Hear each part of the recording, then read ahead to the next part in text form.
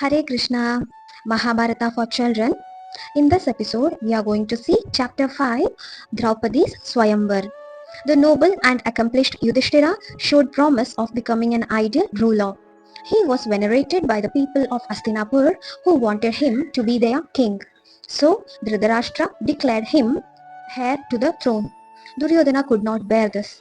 He persuaded his doting father to send the Pandavas away for a while so that he could win over the people and erase the image of Pandavas from their hearts.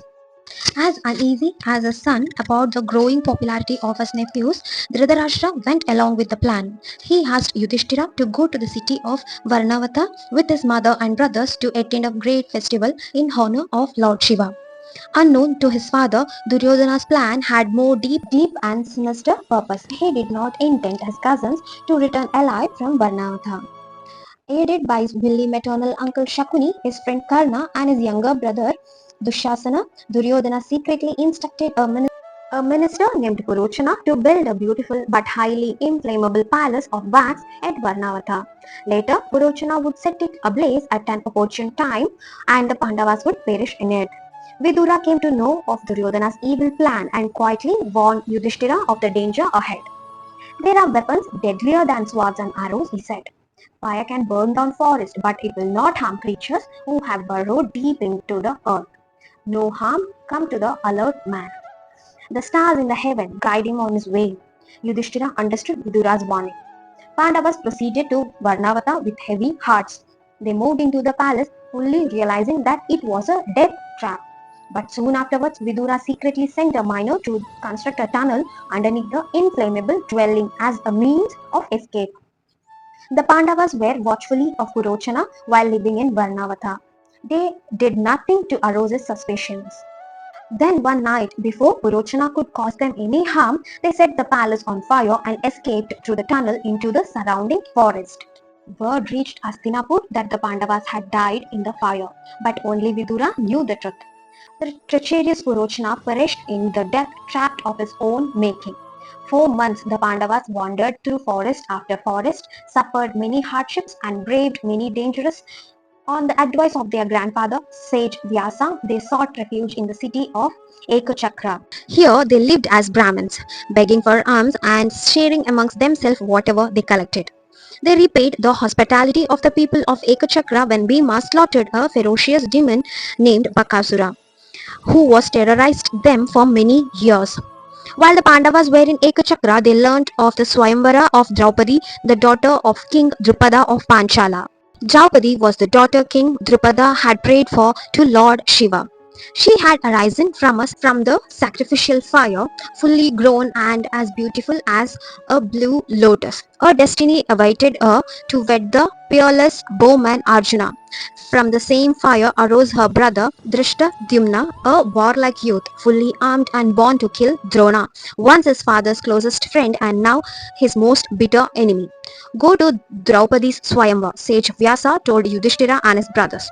Win her hand in marriage, but stay disguised. The beautiful Panchala capital was alive with excitement.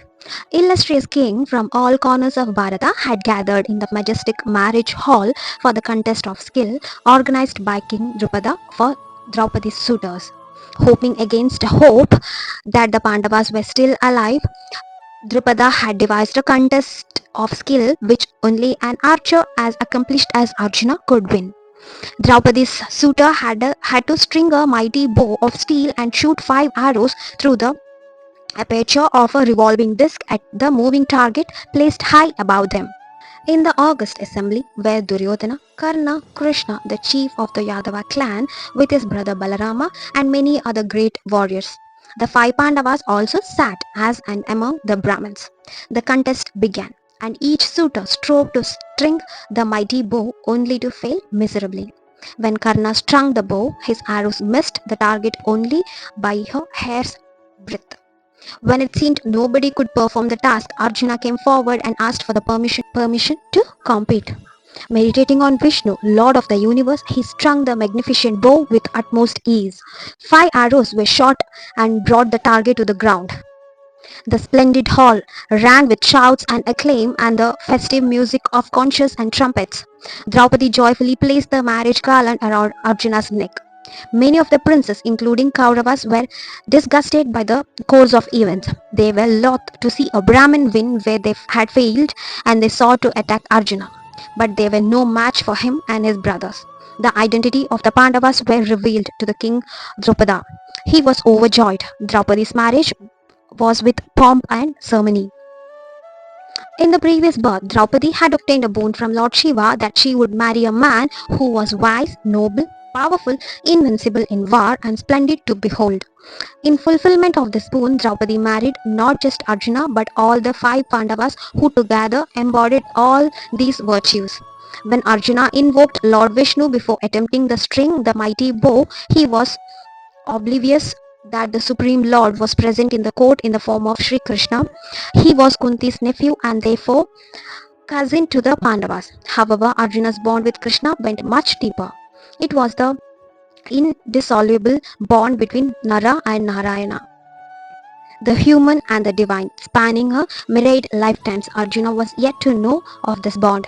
After the Swayamvar, Krishna and Balram visited the Pandavas in their humble abode and expressed their delight at the well-being of Kunti and her sons. Let us wind up for today, and in the next episode, we are going to see chapter 6, that is Prosperous Indraprastha. Hare Krishna, Krishna Krishna, Hare Hare, Hare Rama, Rama Rama, Hare Hare.